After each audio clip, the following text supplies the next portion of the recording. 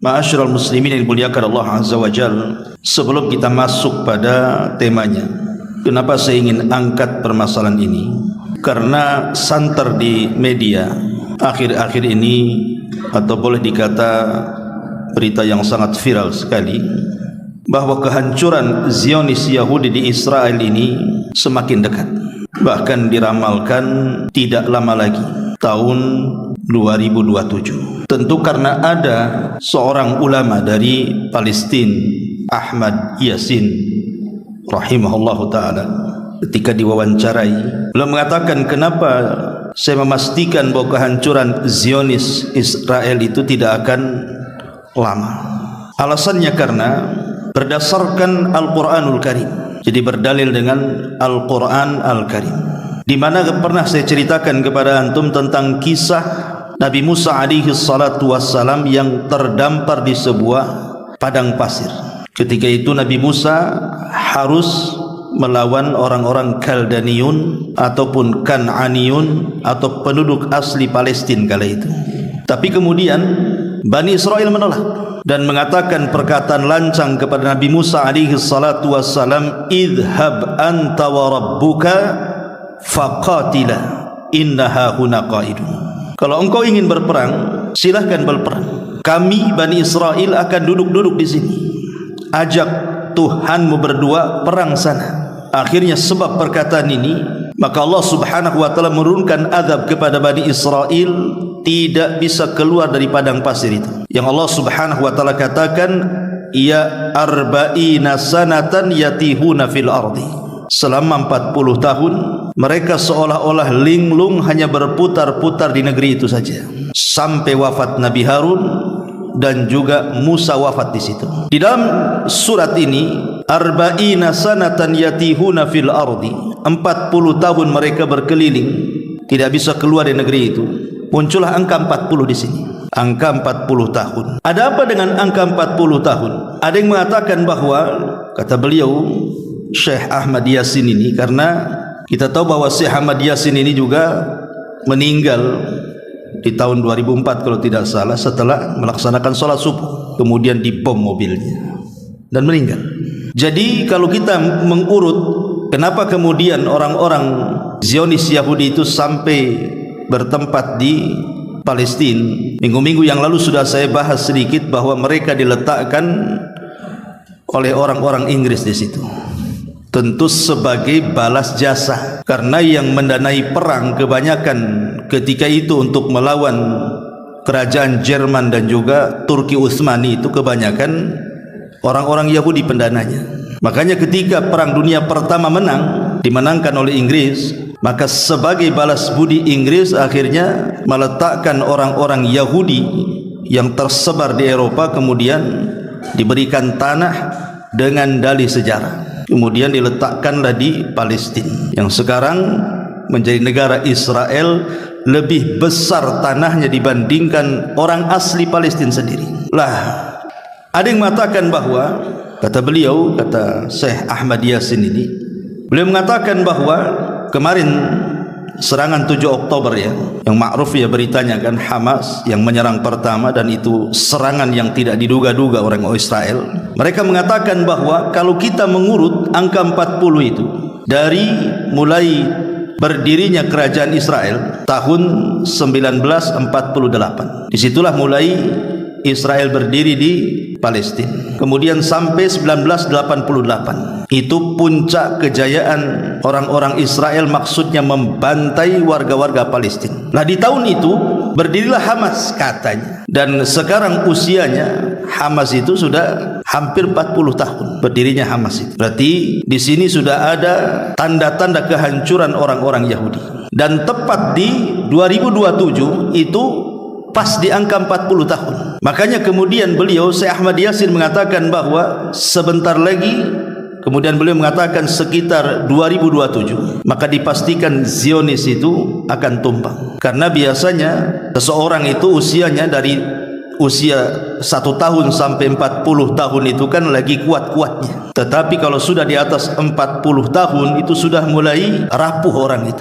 Artinya Yahudi menuju kerapuhan, sementara pejuang Palestina, dalam hal ini Hamas gitu ya, dan juga orang-orang yang menyokongnya di sana, itu di atas puncak kejayaan karena sudah hampir 40 tahun. Lah dari dalih ini kemudian santer di mana-mana bahwa kejatuhan Zionis Yahudi itu sudah dekat. Buktinya daerah yang tidak punya negara dengan peralatan seadanya bisa memiliki alat-alat canggih dan bisa menyerang negara yang sangat kuat yang didukung oleh Amerika, Inggris, India dan yang lain. Kalau bukan tanda-tanda kemenangan, apa namanya? Itu kemudian menjadi viral hari ini bahwa Zionis Yahudi itu akan runtuh pada waktu yang sesingkat-singkatnya hitungan tahun ke depan. Tapi bagaimana pandangan kita? Pandangan Al-Quran, pandangan para ulama tentang ijtihadnya daripada Syekh Ahmad Yasin ini. Sebagian ulama kontemporer mengatakan bahwa itu kan ijtihadiyah saja.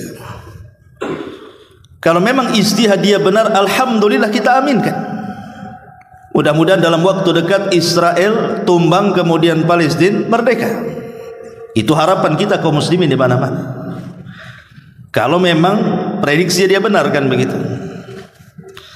Tapi kalau seandainya tidak benar, jangan pula kemudian menyalahkan Al-Quran. Kalau begitu Al-Quran tidak benar, bukan Qurannya yang tidak benar. Kadang-kadang yang mentafsirkannya itu yang salah.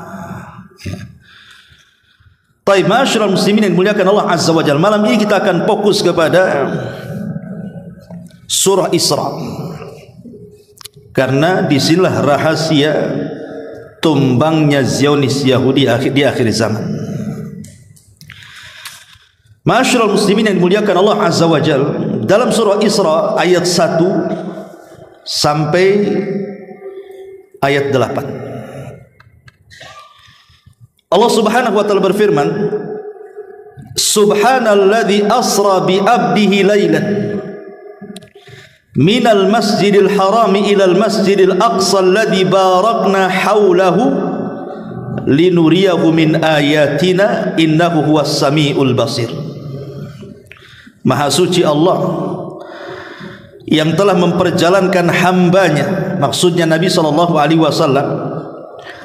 pada malam hari dari Masjidil Haram ke Masjidil Aqsa yang telah kami berkahi sekelilingnya, agar kami memperlihatkan kepadanya sebagai tanda-tanda kebesaran kami, dan sesungguhnya Dia Maha mendengar lagi Maha melihat. Ayat ini juga sebagai dalil tentang kesucian Aqsa, bahwa Aqsa itu milik kaum muslimin. Karena Nabi SAW pernah menjadikan kiblat 3 tahun di Mekah dan 16 bulan di Madinah. Artinya Baitul Maqdis pernah menjadi kiblat Nabi SAW dan kiblat kaum muslimin selama 3 tahun 16 bulan. Baru kemudian kiblat dialihkan. Dan dari Aqsa ini pula kemudian Nabi SAW dihibur oleh Allah Subhanahu wa taala. Karena saat Nabi SAW sudah tidak bisa berdakwah di kota Mekah, kemudian berdakwah di Taif pun diusir, sehingga pergerakan dakwah Nabi SAW dipersulit. Kemudian rasanya sempit dada Rasul, apalagi sepeninggal Abu Talib dan istrinya Khadijah. Tahun itu menjadi amul hazni, tahun kesedihan Nabi. Maka untuk menghibur Nabi SAW, Allah Subhanahu wa taala buat peristiwa sejarah besar yang kita yakini dengan peristiwa Isra dan Mi'raj, di mana Masjidil Aqsa sebagai akhir perjalanan Isra dan awal dari perjalanan Mi'raj dan akhir dari perjalanan Mi'raj. Bahkan Nabi SAW pernah sholat di situ, bahkan mengimami lagi seluruh para nabi di belakangnya, seolah-olah para nabi ini hendak menitipkan dan mewariskan Masjidil Aqsa kepada Nabi SAW sebagai akhirul anbiya wal mursalin. pemimpinnya para nabi dan rasul. Ma'asyiral muslimin yang dimuliakan Allah Azza wa Jalla. Dan Allah katakan di sini alladzi barakna haulahu. Dan Aqsa itu adalah daerah suci, tempat suci ketiga setelah Masjidil Haram, Masjid Nabawi, kemudian Masjidil Aqsa. Kemudian Allah Subhanahu wa taala berfirman, wa ataina Musal kitaba wa ja'alnahu hudan li bani Israil ala tattakhidu min duni wakila. Dan kami berikan kepada Musa kitab Taurat dan kami jadikan petunjuk bagi Bani Israel dengan firman-Nya, janganlah kalian wahai Bani Israel mengambil pelindung selain aku. Makna ayat yang kedua ini seolah-olah Allah Subhanahu wa taala ingin mengatakan kepada kita setelah Allah muliakan Nabi SAW dengan peristiwa Isra dan Mi'raj, atau sebagaimana Allah memuliakan Nabi SAW dengan peristiwa Isra dan Mi'raj, begitu juga Nabi Musa dimuliakan Allah dengan diturunkan Taurat. Dan kedua Nabi ini selalu disebut dalam Al-Quran, dan kata Musa dalam Quran itu terbanyak dibandingkan seluruh para nabi. Seolah-olah kita tidak bisa dipisahkan dengan Nabi Musa. Bahkan Musa disebut di sini karena dia juga berjasa kepada kita, jangan salah. Yang menyuruh Nabi SAW untuk mengurangi solat 50 waktu akhirnya menjadi 5 waktu, siapa? Nabi Musa. Nabi Musa yang meminta kepada Rasul untuk meminta diringankan. Akhirnya Rasul pun mengikuti saran Musa, akhirnya dikurangi dari 50, 45, 40, 35, 30, 25, 20, 15, 10 sampai menjadi 5 waktu. Makanya disebut setelah peristiwa Isra Mi'raj ini Nabi Musa alaihi salatu wasallam dengan mukjizatnya Taurat. Kemudian Allah mengatakan dzurriyyata man hamalna ma'a Nuhin innahu kana 'abdan syakura. Wahai keturunan orang-orang yang kami bawa bersama Nuh, sesungguhnya dia Nuh adalah hamba Allah yang banyak bersyukur. Allah ingatkan tentang orang-orang yang dalam Nuh itu. Siapa orang-orang yang di kapal Nabi Nuh? Anak-anak Nuh, Syam, Ham, dan juga Yafis. Dan Bani Israel itu nasabnya sampai kepada Nuh alaihi salatu wassalam, termasuk kita semuanya. Baru setelah Allah Subhanahu wa taala menyebutkan itu semuanya, di sini baru dimulai pembahasan kita. Allah mengatakan, wa qadayna ila bani Israil fil kitabi la tufsidunna fil ardi marrataini wa la ta'luwanna uluwan kabira fa idza jaa wa'du ulahuma ba'athna 'alaikum ibadan lana uli ba'sin syadid fajasu khilalad diyar wa kana wa'dan maf'ula. Dan kami telah tetapkan. Ada yang mengatakan kalimat qadaina itu maksudnya kami telah takdirkan di Lauhil Mahfuz. Ada yang mengatakan wa qadaina itu artinya akhbarna, kami habarkan. Ada yang mengatakan wa qadaina itu artinya hakamna, kami telah menetapkan secara hukum alam dan syar'i. Kepada siapa? Kepada Bani Israel. Fil kitab, di dalam kitab itu maksudnya dalam Taurat. La tufsidunna fil ardi marrataini. Kamu, maksudnya Bani Israel, pasti akan berbuat kerusakan di muka bumi ini 2 kali. Dan pasti kamu akan menyombongkan diri dengan kesombongan yang besar. Fa idza jaa wa'du ulahuma, maka apabila datang saat hukuman bagi kejahatan pertama,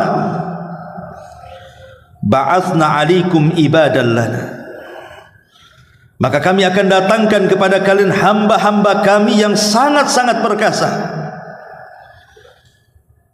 Kemudian fajasu khilalad diyar, lalu mereka merajalela, membakar-bakar, mengepung-ngepung, bahkan membunuh, dan itulah ketetapan yang pasti terlaksana. Begini ikhwan, ya. Sebelum saya lanjutkan, saya terangkan dulu supaya jelas. Ma'asyiral muslimin yang dimuliakan Allah Subhanahu wa taala, kita tahu kisah Bani Israel secara singkat. Bani Israel ini berawal dari Nabi Ibrahim alaihi salatu wassalam. Kemudian Ibrahim punya anak namanya Ishak.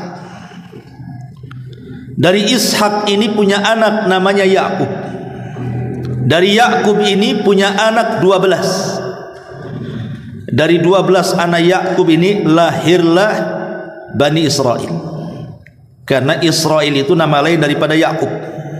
Dari keturunan Yakub disebut Bani Israel dari 12 putranya.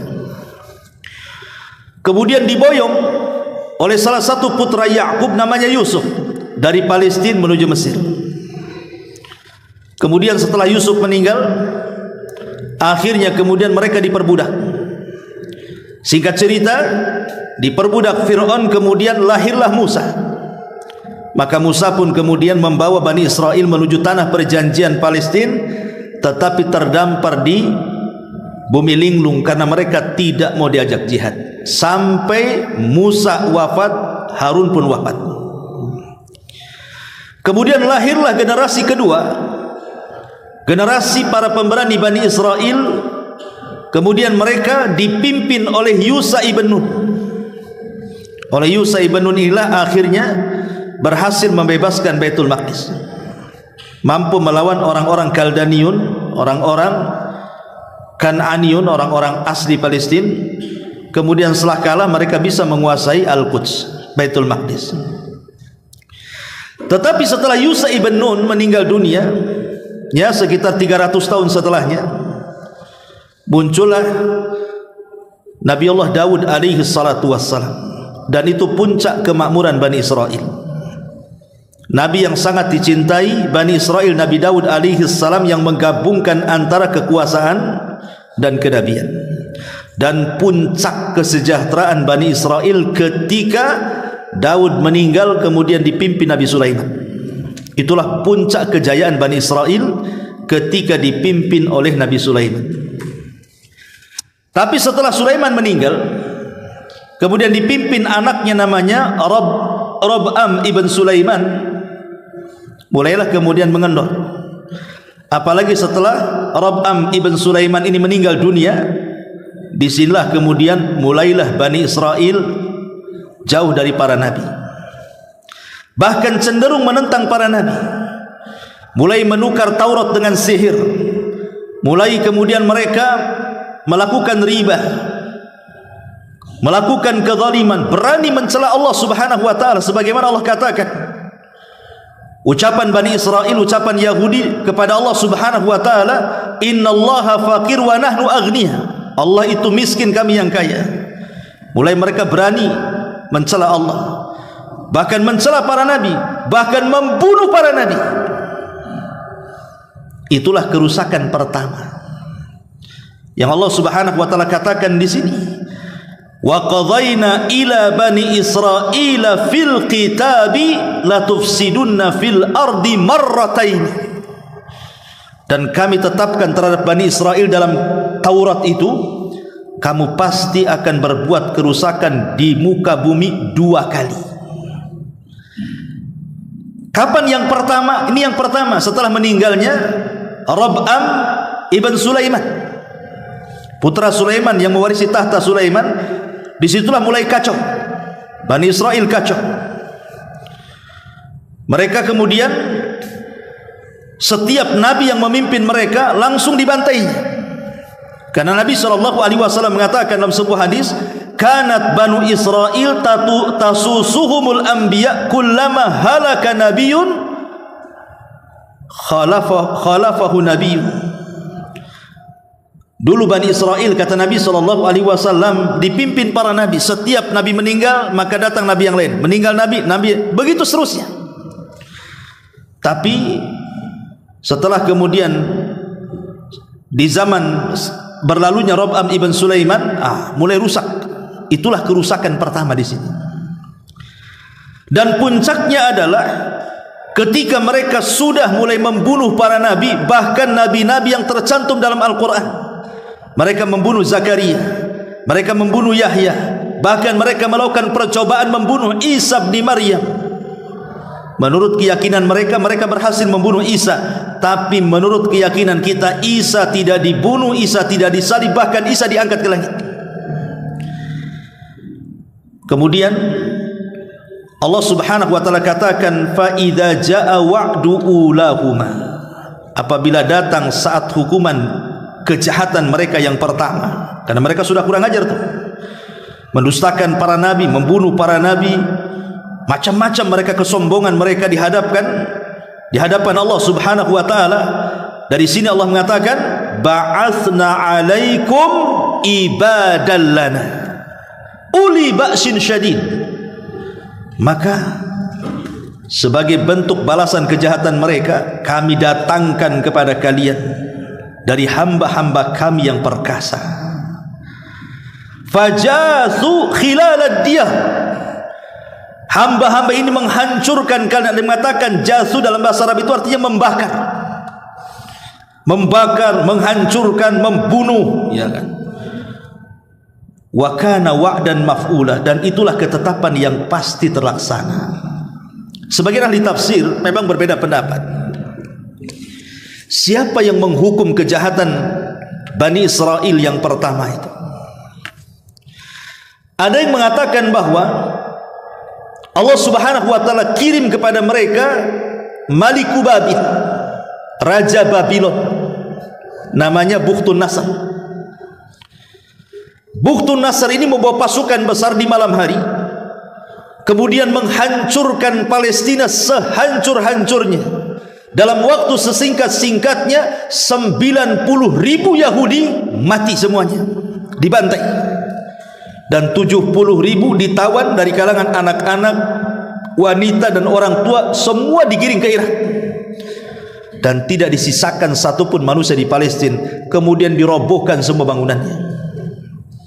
Ini sebagai balasan dari kejahatan mereka. Allah kirim raja yang jauh lebih zalim, lebih jahat dibandingkan mereka. Ini satu penafsiran. Ini kejahatan pertama yang kemudian Allah balas dengan datangnya Bukhtun Nasr. Ada juga ahli tafsir mengatakan bahwa yang dimaksud ibadah lana, hamba-hamba yang kami utus kepada mereka ini bukan cerita di zaman sebelum Nabi. Jadi bukan cerita Yahudi di zaman sebelum Nabi, tapi ayat ini turun bicara soal Yahudi di zaman Nabi. Ketika orang-orang Yahudi mereka mengalami kekalahan perang di Yerusalem, maka banyak di antara mereka yang kemudian hijrah meminta suaka, dan kebanyakan mereka kemudian mengarah ke Madinah, yang dulu mereka sebut sebagai kota Yathrib. Disitulah kemudian Yahudi bercokol. Ada Yahudi Bani Kunaiko, ada Yahudi Bani Nadir, ada Yahudi Bani Quraidah, termasuk juga Yahudi Khaybar, dan beberapa kabilah-kabilah Yahudi kecil yang ada di sekitarnya. Lambat laun mereka pun menguasai Yathrib, padahal mereka pendatang. Tapi mereka mulai menguasai Yathrib, menguasai ekonomi, mulai sombong, congkak, kemudian menindas orang-orang Arab. Persis seperti sekarang, di mana orang-orang Zionis Yahudi itu yang dulu tidak punya negara, kemudian mencaplok tanah Palestina. Setelah dicaplok, kemudian mereka pun menguasai, berlaku zalim, aniaya, bahkan setiap hari mereka melakukan pembunuhan. Dan puncaknya adalah bulan-bulan ini. Bayangkan, 1 bulan lebih saja sudah 12.000 jiwa melayang, 4.000-nya anak-anak, 2.000 lebih perempuan, dan lebihnya orang-orang sipil. Tentara itu tak banyak yang mati. Sebenarnya melawan siapa anda ini? Ma'asyiral muslimin yang dimuliakan Allah Subhanahu wa taala. Jadi ketika Nabi SAW kemudian hijrah dari Mekah ke Madinah, maka Nabi SAW mulai melakukan pengusiran orang-orang Yahudi. Bukan kita yang mengusir, salah mereka sendiri. Karena mereka kaum yang tidak mau menerima kebenaran dan kenabian dan kerasulan Rasul kita Muhammad SAW, dan mereka para pengkhianat. Ingat kisah yang sering saya ceritakan, kisah tokoh Yahudi namanya Huyai ibn Akhtab. Huyai ibn Akhtab ini ketika mendengar Nabi SAW, ini tokoh Yahudi, Huyai ibn Akhtab ini mendengar Nabi hijrah dari Mekah ke Madinah dan berada di Kuba. Huyai ibn Akhtab ini ingin memastikan dengan saudaranya Yasir, betul enggak dia Nabi yang dijanjikan dalam Taurat kita ini. Dari pagi sampai siang sampai sore mengintai. Rupanya setelah dicermati betul ciri-ciri yang ada pada Nabi kita Muhammad SAW semua ada dalam Taurat. Sehingga Yasir mengatakan kepada Huyai ibn Akhtab, ya Huyai, huwa, apa dia memang orangnya? Kata Huyai, iya dia mengakui. Kemudian kata Yasir, apakah kita perlu mengikuti agamanya? Dia mengatakan tidak. Saya akan tetap memusuhi dia sampai mati. Tahu kebenaran, tapi tetap memusuhi Nabi SAW. Dari sini kita tahu bahwa mereka itu tidak mendustakan Nabi, tetapi mereka hanya karena menyimpang dari ayat-ayat Allah saja. Mereka yakin itu Nabi, tapi mereka menyimpang.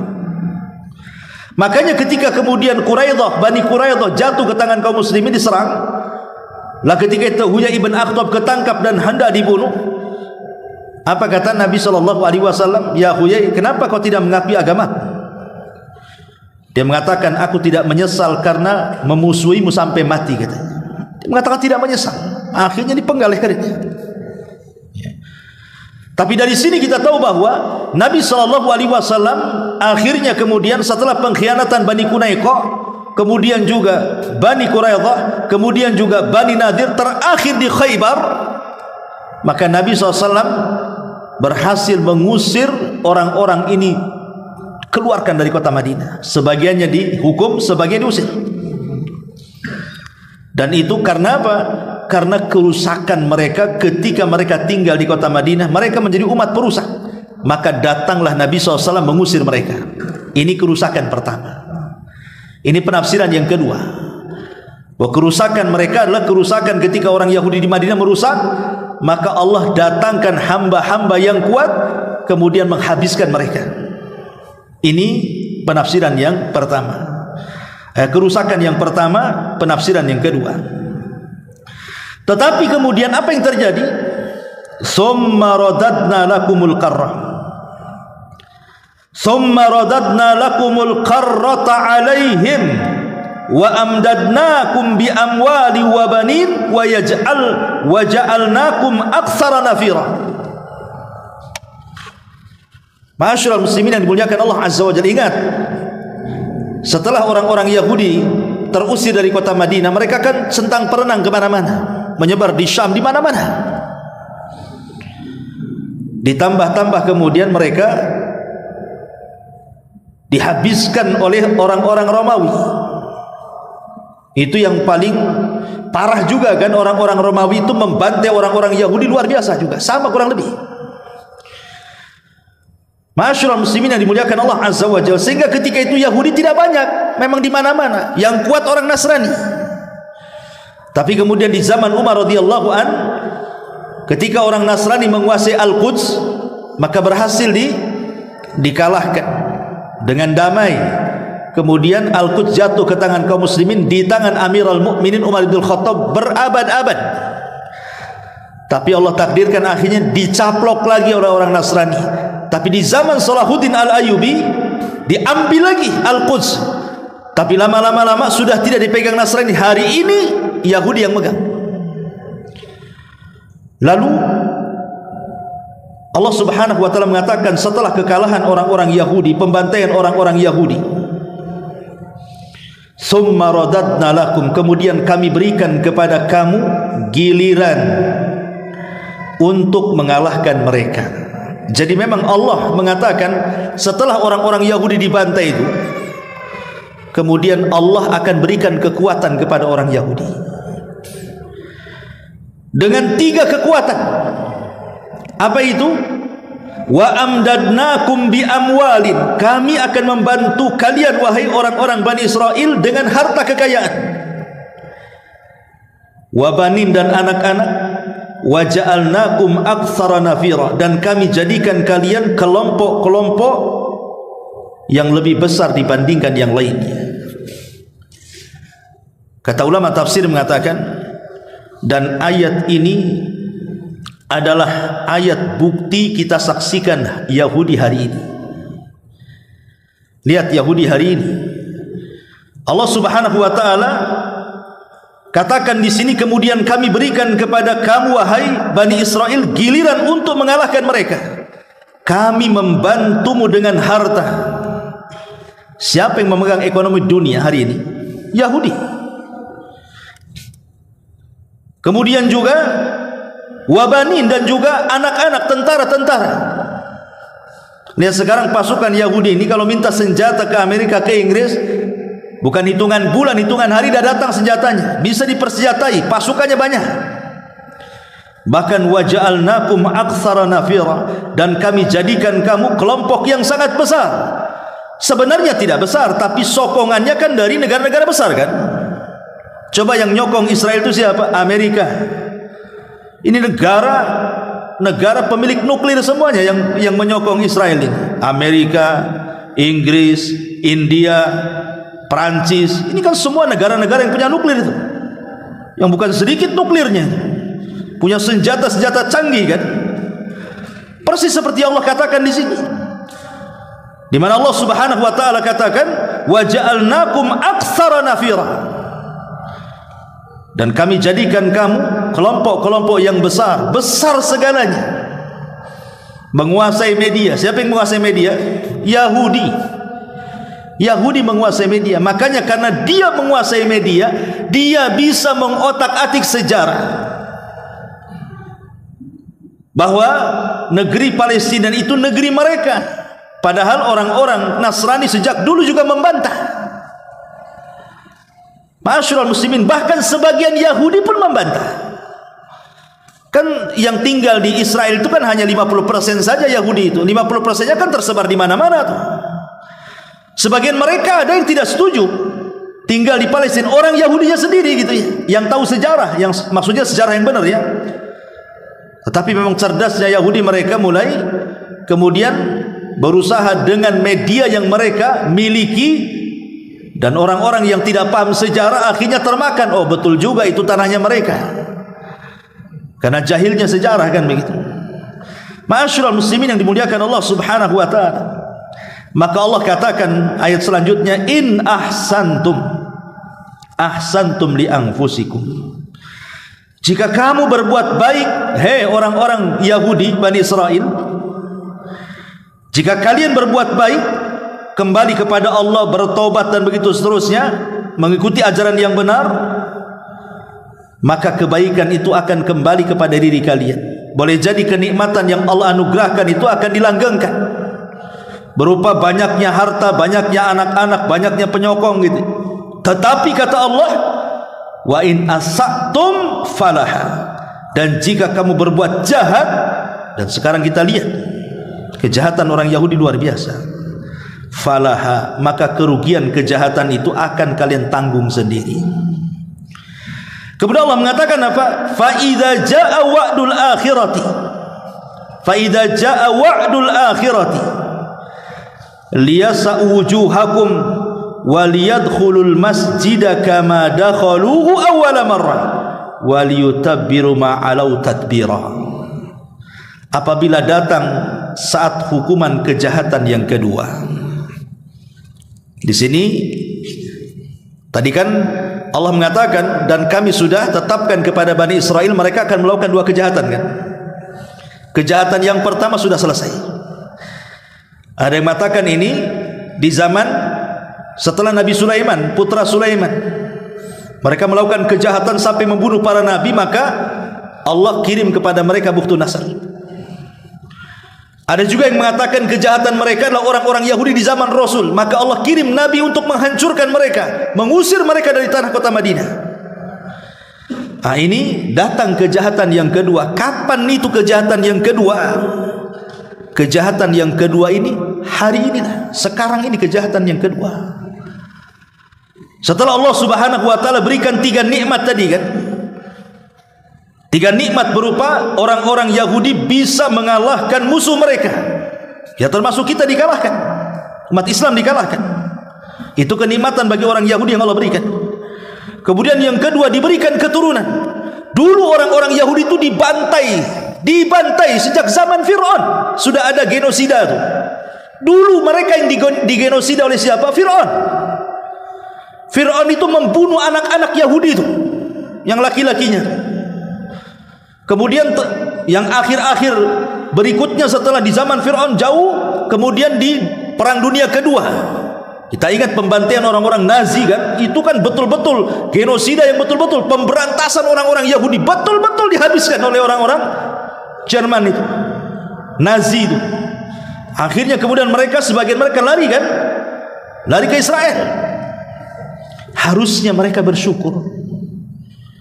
Harusnya mereka bersyukur kan, begitu ya. Masih adalah keturunan mereka yang masih hidup gitu maksudnya. Setelah dulu di zaman Fir'aun, di zaman Nazi, harusnya mereka bersyukur. Sekarang terbalik mereka melakukan genosida kepada kaum muslimin. Dulu mereka digenosida, sekarang mereka yang menggenosida. Tapi mereka salah kalau mau balas dendam. Kenapa kepada kaum muslimin? Yang menggenosida mereka siapa? Orang-orang Nazi, bukan orang Islam. Sebelumnya Fir'aun juga bukan orang Islam. Kenapa kemudian mereka dendamnya kepada kaum muslimin? Ma'asyiral muslimin yang dimuliakan Allah Subhanahu wa taala. Makanya di sini Allah Subhanahu wa taala uji kita kaum muslimin, di mana orang-orang Yahudi bisa mengalahkan musuh-musuhnya termasuk kaum muslimin menurut mereka. Kemudian juga diperbanyak anak-anaknya sehingga mereka punya negara dan sekarang punya pasukan, dan mereka disokong oleh negara-negara besar, negara Amerika, Inggris, India, Prancis, dan negara-negara lainnya. Ma'asyiral muslimin yang dimuliakan Allah Subhanahu wa taala.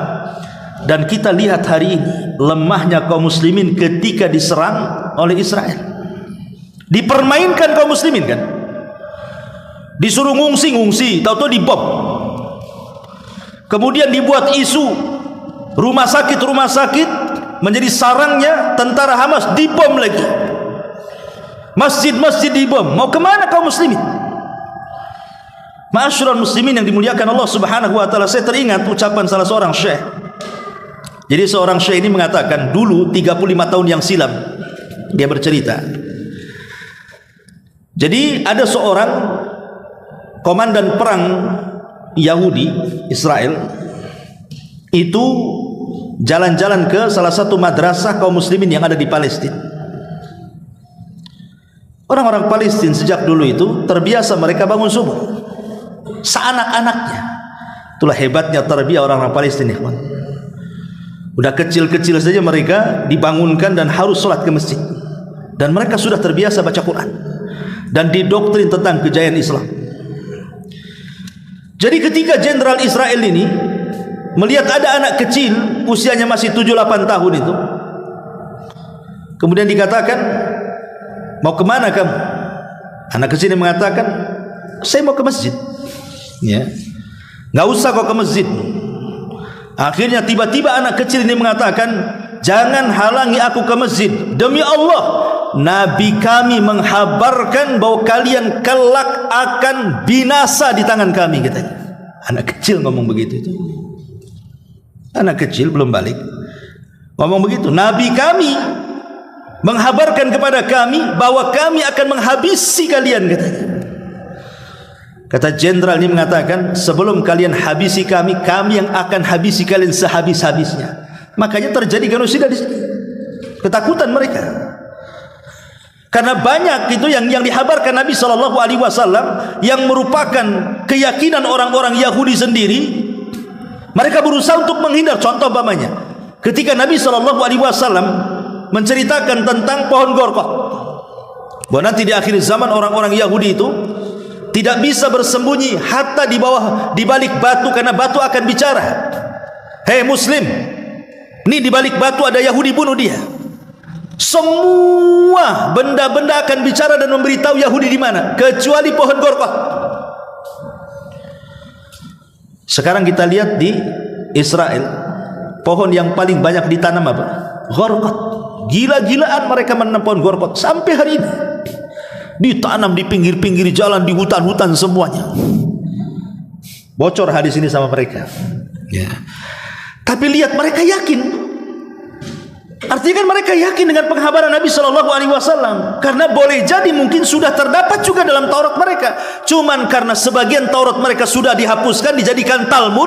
Dan Talmud ini kitab yang sangat-sangat memusuhi di luar Yahudi.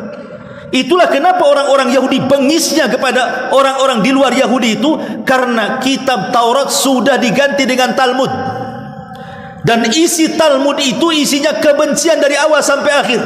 Mereka merendahkan setiap umat selain Yahudi, mau Islamnya mau Nasraninya. Dan dalam kitab itu mereka merasa bahwa mereka anak-anak Allah, mereka orang-orang pilihan Allah, yang lain itu hina, rendah. Makanya Allah bantah dalam Al-Quran, Qul falima yu'adzibukum bidzunubikum. Kalau kalian anak-anak pilihan, kenapa Allah azab kalian? Kenapa Allah azab kalian? Sejak zaman Bani Israel Allah azab kalian. Sebagian kalian dikutuk jadi kera dan babi, sebagian kalian diturunkan taun, sebagian kalian disambar halilintar, kemudian juga kalian dihabiskan oleh Bukhtun Nasr, dihabiskan oleh Nasrani, terakhir oleh Nazi, dan begitu seterusnya. Lah kalau anak-anak pilihan, kenapa terusir ke sana kemari? Kalian bukan anak-anak pilihan. Ma'asyiral muslimin yang dimuliakan Allah Azza wa Jalla. Makanya di sini Allah mengatakan, in ahsantum ahsantum li anfusikum. Kalau kalian berbuat baik, taat kepada Allah, kembali kepada ajaran yang benar, maka nikmat itu akan tetap pada kalian. Tetapi wa in asatum, kalau kalian berbuat jahat, dan sekarang kejahatan mereka sudah nampak. Kejahatan mereka sangat keji dan kejam. Maka Allah mengatakan, falaha, tanggung sendiri kejahatan kalian itu. Karena Allah mengatakan apa? Fa idza jaa wa'dul akhirati. Dan jika apabila datang saat hukuman kejahatan yang kedua. Ini sekarang kejahatan yang kedua tuh mereka tuh. Bentar lagi akan datang hukuman kepada mereka. Kami bangkitkan musuh-musuhmu. Liyasa'u wujuhakum, untuk menyuramkan wajah-wajah kalian. Lalu mereka waliyadkhulul masjida kama dakhaluhu, mereka akan masuk ke dalam Masjidil Aqsa sebagaimana ketika mereka memasukinya pertama kali, dan mereka membinasakan apa saja yang mereka kuasai. Jadi sini Allah Subhanahu wa taala menjanjikan apabila kaum kera dan babi ini, orang-orang Yahudi laknat ini, mereka sudah mulai melakukan kerusakan, dan kerusakan itu terus mereka lakukan sampai hari ini, puncaknya hari ini. Hampir 1 bulan lebih pembantaian itu. Maka akan didatangkan musuh-musuh orang Yahudi. Siapa musuh-musuh orang Yahudi? Ya bisa saja kaum muslimin, bisa saja orang-orang Nasrani kan begitu, atau musuh-musuh yang lainnya. Ya. Tetapi sebagian para mengatakan maksudnya di sini adalah kaum muslimin. Jadi kelak kaum muslimin akan kembali merebut Masjidil Aqsa, dan mereka akan masuk ke Masjidil Aqsa itu sebagaimana dulu di zaman Umar ibn Khattab radhiyallahu an masuk ke Masjidil Aqsa tanpa ada rasa takut. Kalau sekarang Masjidil Aqsa nggak bisa, karena semua di bawah otorita Israel. Masjidil Aqsa bayar aja ya uangnya untuk Israel lah, belum lagi keamanannya, kadang-kadang main tembak saja ya. Orang ketakutan masuk Masjidil Aqsa. Tapi nanti Allah sudah janjikan ini, nanti orang-orang Yahudi Zionis itu akan dibinasakan oleh musuh mereka, maksudnya kaum muslimin, dan kaum muslimin akan bisa merebut Masjidil Aqsa. Apa ini? Iya. Subhanallah. Iya. Iya. Ada apa Pak? Ini kayak sirna random saja nih. Baik. Jadi intinya bahwa kaum muslimin akan kembali merebut Baitul Maqdis dan akan mengalahkan Zionis Yahudi. Subhanallah, Allah memberikan tabiat yang terakhir. Ini tabiatnya orang Yahudi. Waliyutabbiru ma'alau tadbira, dan mereka membinasakan apa saja yang mereka kuasai. Ingat orang Yahudi, kalau mereka sudah ada tanda-tanda kekalahan, maka mereka akan menghancurkan rumah-rumah mereka. Mereka akan menghancurkan rumah-rumah mereka sendiri, akan menghilangkan semua harta mereka sendiri, supaya jangan ada yang diserahkan secuil pun kepada musuh-musuhnya. Itu pelitnya orang Yahudi. Jadi kalau sudah nampak mau kalah nih, mereka akan hancurkan rumahnya. Emas-emas mereka buang, semua dibuang, uangnya dibakar supaya jangan diambil. Itulah mereka orang-orang Yahudi itu. Jangan ada satu barang pun direbut oleh musuh-musuhnya, padahal mereka sudah mau kalah tuh. Ma'asyiral muslimin yang dimuliakan Allah Subhanahu wa taala. Intinya, kapan kaum muslimin bisa mengalahkan mereka? Kapan? Ini kan jelas janji Allah nih. Apabila mereka melakukan kerusakan yang kedua, maka kaum muslimin akan mampu mengalahkan orang-orang Yahudi dan mampu memasuki Masjidil Aqsa seperti awal pertama kali di zaman Umar bin Khattab radhiyallahu anhu. Lah dari sinilah kemudian muncul prediksi-prediksi, sampai keluarlah fatwa siapa tadi? Ahmad Yasin.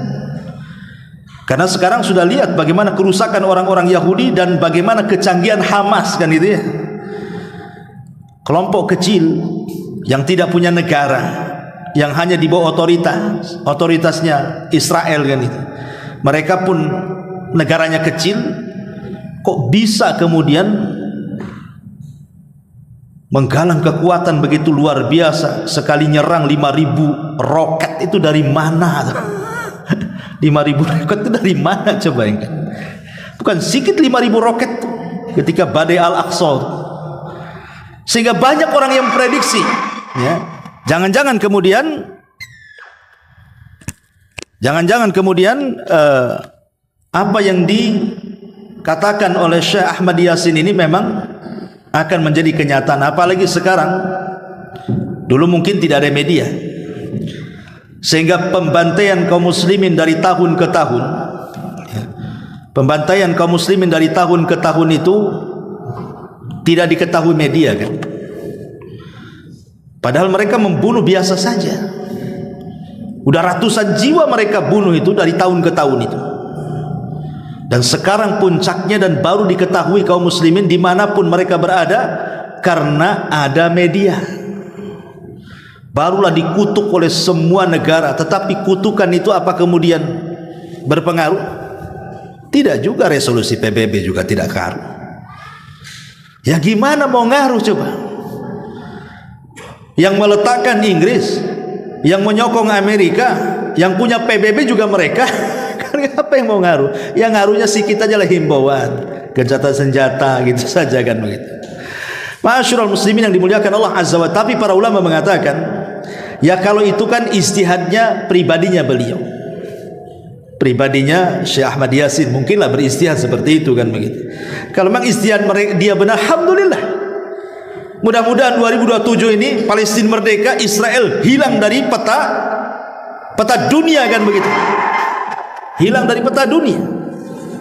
Sebagaimana dulu Bosnia dengan Yugoslavia, kan itu. Yang kita kenal Yugoslavia itu negara besar, sama dengan Israelnya. Kalau Palestina, Bosnianya dihantam pula Bosnia itu. Sekarang Yugoslavia hilang, Bosnia pula yang ada. Ya boleh jadi mungkin nanti Palestina yang ada, Israel nggak ada, kan begitu ya. Kita sih umat Islam hanya berharap. Tapi apakah kemudian dipastikan 2027? Ya wallahu alam. Ya kita hanya aminkan saja. Tapi kalau tidak terjadi, jangan pula salahkan Qur'annya. Karena masalahnya beliau ini berdalil dengan angka 40 tahun dalam kisahnya Nabi Musa alaihi salatu wassalam ketika berada di Ardi Teh. Ya boleh jadi itu ijtihad penafsiran dia. Tapi kalau seandainya sampai 2027 kok tidak merdeka juga Israel makin kuat, berarti ya itu ijtihad dia. Jangan pernah salahkan Quran. Karena penafsiran Al-Quran ini ya kadang-kadang ditafsirkan berbagai macam, dan ulama-ulama dulu juga sudah mentafsirkan, dan kita mengacu kepada tafsir-tafsir yang kredibel dari para ulama-ulama salaf yang sudah ada.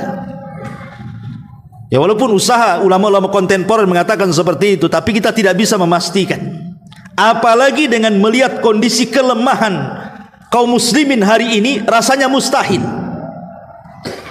Rasanya mustahil. Kenapa?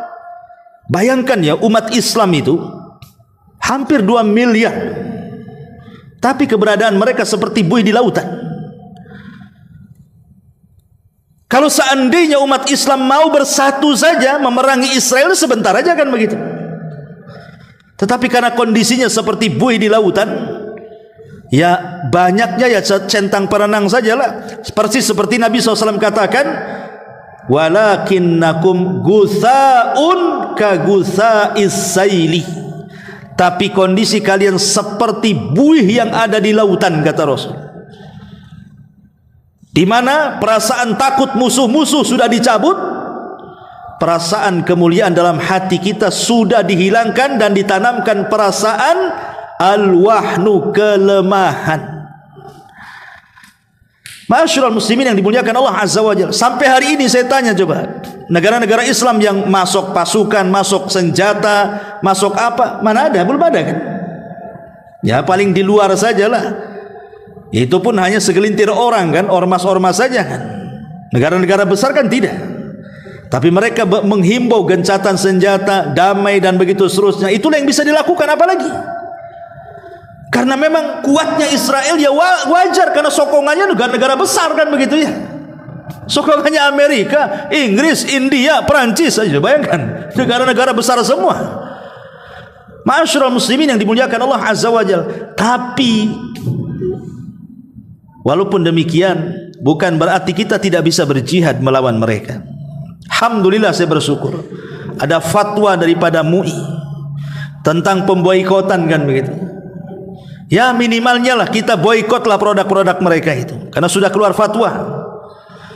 Dan juga pemerintah tegas sekarang ini kan membela Palestina dan juga menyungsung kemerdekaan mereka. Kalau sudah seperti ini, apalagi yang ditunggu? Boikot sajalah. Kemudian jangan lupa berdoa kepada Allah Subhanahu wa taala untuk kehancuran Yahudi dan kemenangan warga Palestina, kaum muslimin, saudara-saudara kita yang ada di sana. Dan kalau memang punya biaya, ya kita berikan kepada mereka, karena mereka memang sangat kekurangan makanan, minuman, pasokan listrik dan begitu seterusnya. Dan lebih daripada itu, kita bisa berjihad lewat media. Kalau Israel bisa membayar buzzer-buzzer untuk membalikan fakta, di tangan antum ada handphone, kita bisa juga menyerang mereka lewat media kan itu. Karena perangnya pakai apa lagi? Mau sengaja antum datang ke sana, jangankan ke sana, orang Palestina keluarnya nggak bisa, antum mau masuk pula, gimana caranya? Ma'asyiral muslimin yang dimuliakan Allah Subhanahu wa taala. Jadi kalau kita melihat sekarang ya, kondisi Palestina, maksudnya perang Palestina hari ini dengan Zionis Yahudi itu, kalau saya simpulkan ada 4 perkara di mana Al-Quran membongkar keburukan orang-orang Yahudi dengan peperangan ini ya. Saya akan sebutkan 4 ayat bagaimana Al-Quran membongkar keburukan mereka. Pertama, surah Al-Maidah ayat 82.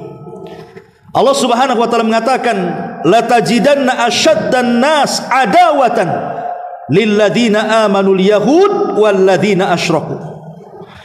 Sesungguhnya kamu dapati orang-orang yang akan, atau orang yang paling keras permusuhannya terhadap orang-orang yang beriman, mereka adalah orang-orang Yahudi, kemudian orang-orang yang melakukan kesyirikan. Lihat bahasa Quran.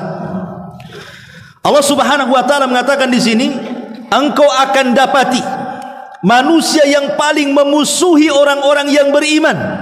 Siapa mereka? Nomor 1 Yahudi itu. Para penyembah berhala saja di nomor 2 kan. Orang-orang yang menyembah berhala, menyembah batu, menyembah patung, menyembah pohon itu tidak sedahsyat permusuhannya orang-orang Yahudi kepada kita kaum muslimin. Dan hari ini terbongkar bagaimana mereka memusuhi orang yang beriman itu. Luar biasa bencinya orang-orang Yahudi kepada kaum muslimin.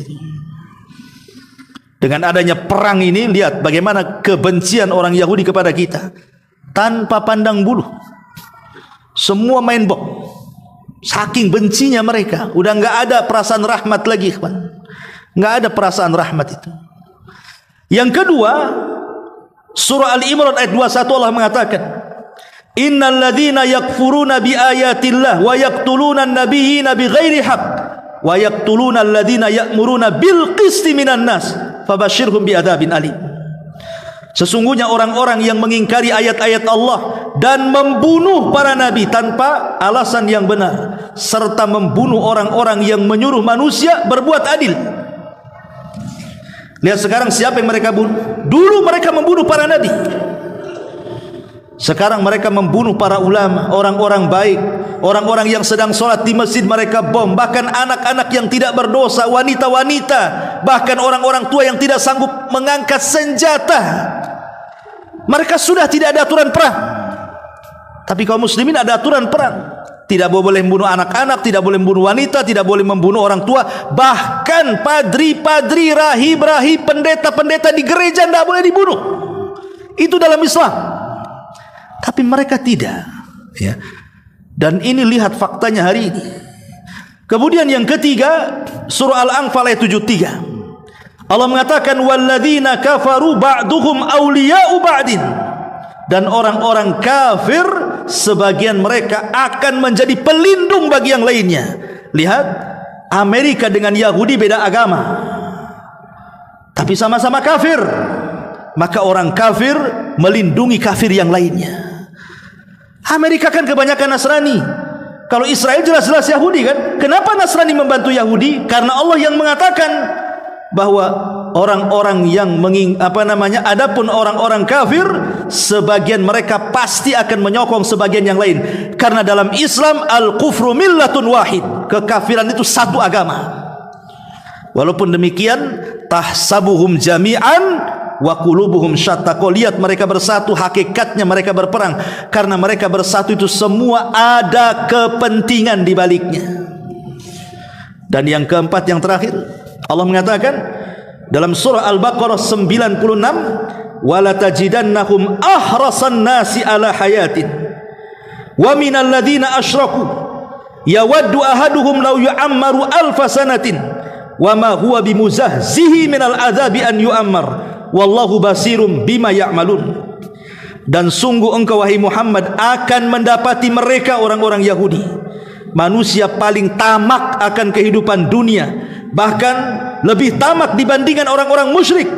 Masing-masing dari mereka ingin berumur 1000 tahun, padahal umur panjang itu tidak akan menjauhkan mereka dari azab, dan Allah Maha melihat apa yang mereka kerjakan. Yahudi itu paling tamak kepada dunia, sebab itu mereka orang yang paling pengecut. Lihat hari ini tentara-tentara Yahudi yang diberitakan itu, sampai stres tentaranya itu, sampai minum pil. Bahkan ada orang Yahudi itu sampai nggak mau perang lagi, sampai resign dia dari kesatuannya, karena menghadapi kaum muslimin yang mereka para pemberani, berani mati. Mereka istilahkan melawan barbar gitu ya. Bukan, kita bukan barbar. Memang kita ini kalau sudah di hadapan kita musuh, maka ada istilah mut syahidan, matilah dalam kondisi syahid. Apalagi jihad bagi mereka itu wajib, karena diserang. Jihad bagi orang-orang Palestina itu sudah wajib, wajib ain. Bukan wajib kifayah lagi, wajib ain. Dan mereka mendapatkan keutamaan ribat, ikhwan. Apa itu ribat? Ribat itu mereka berada di perbatasan perang, dan mereka selama hidup mereka sampai hari ini mereka senantiasa di perbatasan. Kenapa di perbatasan? Mau keluar dari mana? orang-orang Palestina itu, mereka di penjara besar yang sewaktu-waktu bisa dibom, bisa ditembak, bisa dibunuh, maka mereka itu berada di ribat. Selamanya mereka di ribat.